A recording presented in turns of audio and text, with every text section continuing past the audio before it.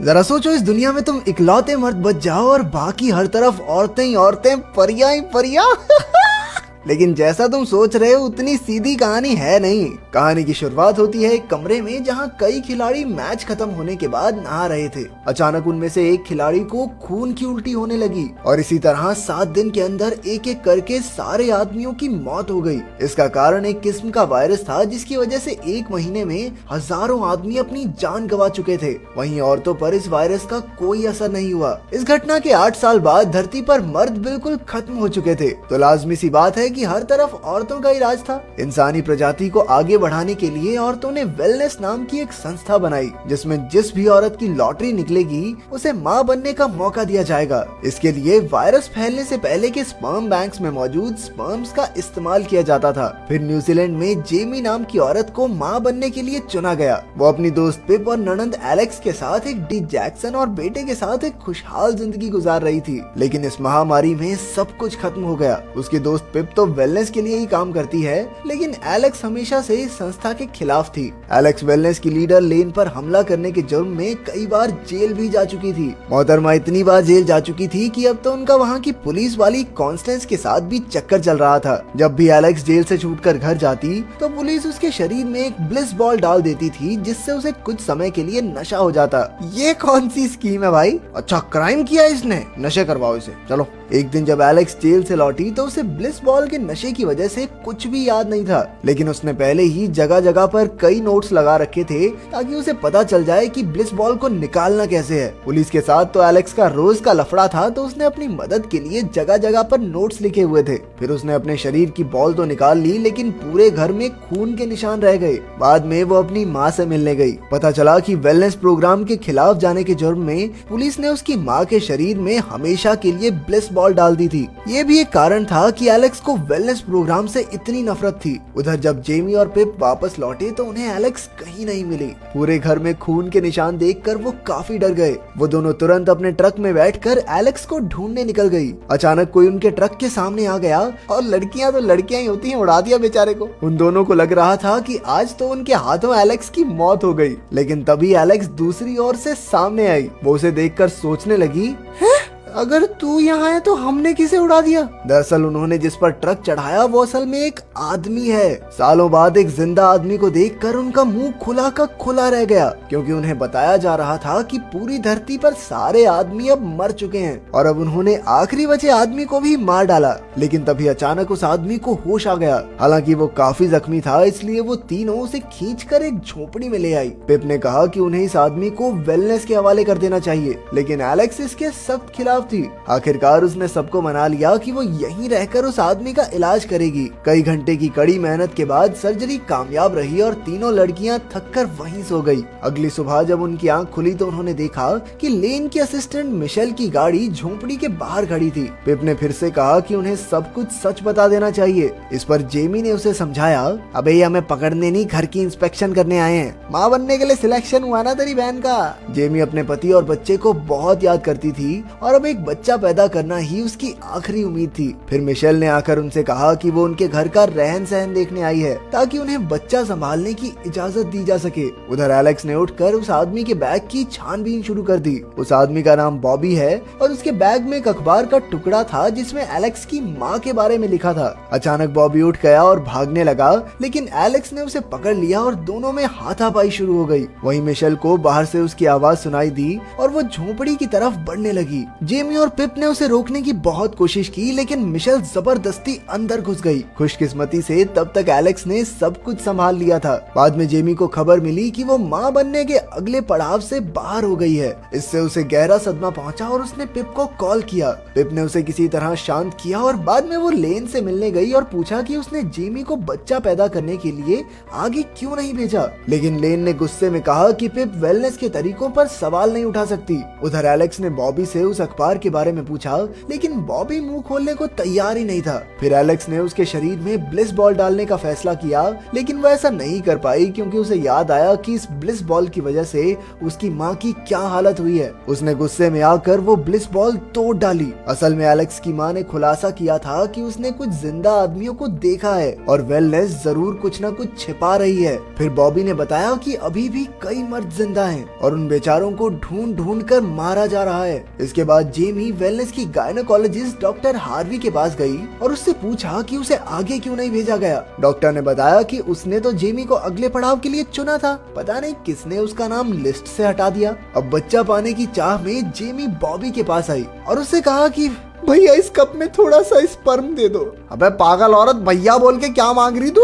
बेचारी जेमी अभी इतनी भावुक थी कि वो फूट फूट कर रोने लगी। पिप ने उसे घर भेजकर कहा, कोई नहीं बहन, तू जा, मैं लेके आऊंगी स्पर्म तेरे लिए। कुछ देर बाद पिप ने बॉबी को रिझाकर ढेर सारी सामग्री इकट्ठा की और लाकर जेमी को दे दी। अगले दिन जेमी को एक और औरत मिली जिसे उसी की तरह वेलनेस वालों ने रिजेक्ट कर दिया था। बाद में एलेक्स ने बॉबी को शराब दी और उसका भरोसा जीतकर वेलनेस के बारे में पूछताछ करने लगी, लेकिन वो खुद ही टल्ली हो गई और बॉबी मौका देखकर भाग निकला। लेकिन वो अपनी चोट और लड़कियों के पहने छोटे कपड़ों की वजह से ज्यादा दूर तक भाग नहीं पाया और लड़खड़ा कर गोबर में जा गिरा। फिर बस बेइज्जती करा के भैया वापस लौट आए। फिर उसने एलेक्स को एक सिम कार्ड दिया और कहा कि ये उसे एक ऐसी जगह ले जाएगा जहाँ पर सभी मर्द आराम से रह रहे हैं। रात को जेमी उस औरत के बारे में सोचती रही और फिर उसने बॉबी का स्पर्म उसे देने का फैसला किया। उधर एलेक्स को एक फोन मिला और जब उसने बॉबी का सिम उसमें डाला तो उन्हें एक मैसेज आया जिसमें लिखा था राइज। दूसरी ओर वेलनेस में पिप ने देखा कि बॉबी के स्पर्म वाली औरत को दवाई दी गई है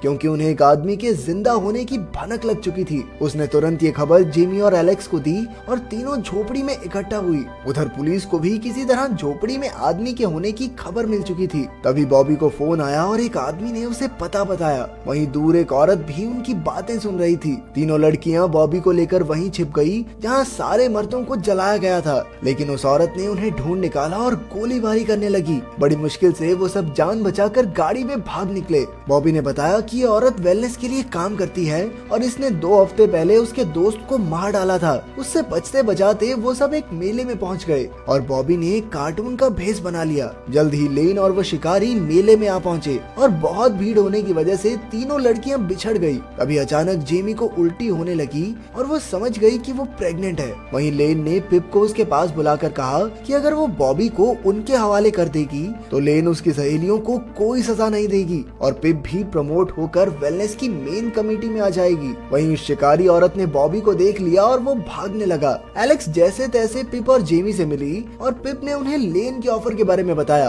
तभी उन्होंने देखा कि शिकारी बॉबी को बेहोश करके अपने साथ ले जा रही थी। खुशकिस्मती से जेमी उनके ट्रक के पीछे छिपी हुई थी। जेमी को वहाँ 4 बेहोश करने वाले इंजेक्शन मिले और उसने चारों शिकारी के ऊपर फेंक दिए। उनमें से एक शिकारी को लग गया और वो वहीं बेहोश हो गई। फिर उसने बॉबी को बचाकर उसे बताया कि वो उसके बच्चे की माँ बनने वाली है। कुछ देर बाद एलेक्स और पिप भी उन्हें मिल गए और सभी मिलकर उस पते की ओर बढ़ने लगे। बातें करते हुए उन्हें एहसास हुआ कि पिप तो उन्हें वेलनेस सेंटर में ही ले आई थी। वेलनेस का साथ देने के लिए पिप को एक आलीशान कमरा मिला और एलेक्स और जेमी को बंदी बना लिया गया। एलेक्स ने लेन से कहा कि जेमी प्रेग्नेंट है इसलिए उसे जाने दिया जाए, लेकिन लेन को इस बात से कोई फर्क नहीं पड़ता था। इसके बाद पिप को अच्छे कपड़े पहनाकर वेलनेस के डिनर पर लाया गया। हमारे बॉबी भैया को भी हथकड़ी पहनाकर वहाँ बैठाया गया था। पिप ने उससे बात करने की कोशिश की, लेकिन बॉबी उसके धोखे की वजह से उससे नाराज था। लेन ने उन दोनों को आपस में किस करने को कहा, लेकिन बॉबी ने गुस्से में उसी पर हमला कर दिया। जल्द ही सब औरतों ने उसे टेबल से बांध दिया और लेन ने पिप से कहा कि चल इसके साथ गुलू गुलू कर।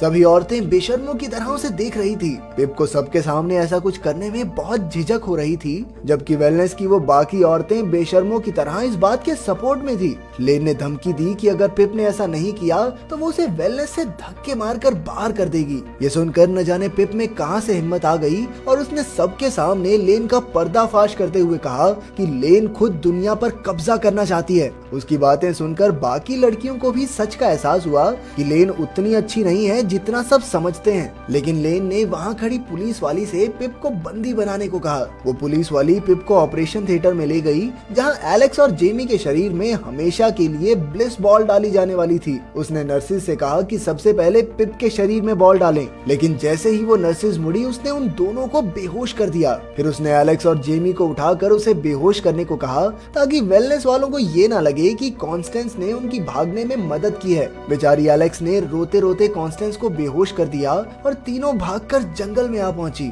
पिप ने उन्हें धोखा देकर लेन का साथ दिया, इसलिए एलेक्स बेहद गुस्से में थी, लेकिन पिप ने रोते हुए उन दोनों से माफी मांगी। आखिरकार सबने एक दूसरे को माफ कर दिया, जिसके बाद उन्होंने कुछ हथियार इकट्ठा किए और लेन की गाड़ी रोकी, जिसमें वो बॉबी को सरकार के हवाले करने जा रही थी। उन्होंने लेन को तो बेहोश कर दिया, लेकिन बॉबी ने कहा कि वो उनके साथ नहीं जाना चाहता। उसके नखरे बेलने के चक्कर में लेन को होश आ गया और उसने बॉबी पर बंदूक तान दी, लेकिन तीनों लड़कियां उसके सामने आकर खड़ी हो गई कि नहीं, उसे मारने से पहले तुम्हें हमें मारना होगा। और आखिरकार इस सब ड्रामे के बीच उन्होंने फिर से लेन को बेहोश कर दिया, लेकिन फिर उन्हें पता चला कि बॉबी तो उनके बिना ही भाग गया। बड़ा एहसान फरामोश आदमी है, इसके लिए मरने को तैयार हो गई थी हम। तभी उन्हें वेलनेस की एक गाड़ी दिखी, इसलिए तीनों झाड़ियों में छुप गई। उधर बॉबी फोन में बताए गए पते पर पहुंचा, जो असल में एक पुराना खेल का मैदान था। जल्द ही वो तीनों भी वहां पहुंच गई, लेकिन बॉबी डर गया क्योंकि बाकी के मर्द औरतों को देखकर खुश नहीं होंगे। अबे पागल है क्या, वो तो बहुत खुश होंगे, उनसे तो पूछ ले एक बार। अचानक शिकारी भी वहां आ गई और उसने कहा कि वो बॉबी को मारने नहीं, उसे बचाने के लिए आई है। तभी बिल्डिंग के सारे दरवाजे बंद हो गए और वहां एक जहरीली गैस भरने लगी। शिकारी ने तुरंत एक एयर डक्ट खोला और सबको उसमें घुसा दिया। आखिरकार उसने एलेक्स से कहा कि वो एकदम अपनी माँ जैसी है, और वो बेहोश होकर नीचे गिर गई। एलेक्स ने देखा कि शिकारी के हाथ में उसकी माँ जैसा ही टैटू था। खैर वो सब आगे तो बढ़ते रहे, लेकिन डक्ट धीरे धीरे छोटा होता जा रहा था। उन्होंने उसे जोर जोर से पीटना शुरू कर दिया और आखिरकार सब नीचे गिर गए। इसके बाद उन्होंने जो देखा उससे उनकी आंखें फटी की फटी रह गई। वहाँ कुछ आदमियों को जबरदस्ती बांधकर उनका स्पर्म निकाला जा रहा था। तभी लेन और वो डॉक्टर बाहर निकली और उन्होंने कहा कि वो भविष्य के लिए स्पर्म इकट्ठा कर रहे हैं, जिससे आगे चलकर वो पूरी दुनिया पर कब्जा कर सकें। तभी जेमी का पति जैक्सन भी वहाँ आ गया और पता चला कि वो अब तक मरा नहीं था, बल्कि भैया तो इस सब के लीडर बने बैठे हैं। ये देखकर एलेक्स और जेमी वहीं जमे रह गए और इसी के साथ पहला सीजन खत्म।